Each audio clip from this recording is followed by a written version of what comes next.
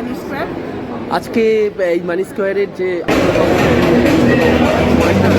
বছর আমরা এই উপহারটা পাই, মানি স্কোয়ার সাধারণ মানুষের জন্য যে একটা সুন্দর একটা পরিবেশ তৈরি করে দেয় আজকে, তো সেটা নিয়ে একটুখানি বলুন যে আজকে আর কি কি প্ল্যানিং। শান্তনি এসে গেছে।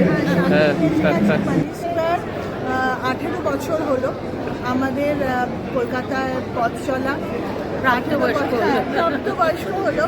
সো আমরা চেষ্টা করছি আর নতুন নতুন কিছু কলকাতার জন্য দেওয়ার। আচ্ছা, আমরা প্রত্যেক বছরই মানি স্কোয়ারের বার্থডে পালন করি, এবছরও পালন করছি। এবছরের কেকটা ম্যাঙ্গো অ্যান্ড ভ্যানিলা ফ্লেভার। আচ্ছা, আমাদের সঙ্গে এবছর সায়ন্তনী আছে। আমাদের প্রত্যেকবার কেউ না কেউ আসে, সায়ন্তনীর কাছে আপনার অনেক বেশি থাকে আমাদের, সেই জন্য এবছর বারবার নিয়ে আসা সত্যি তাই।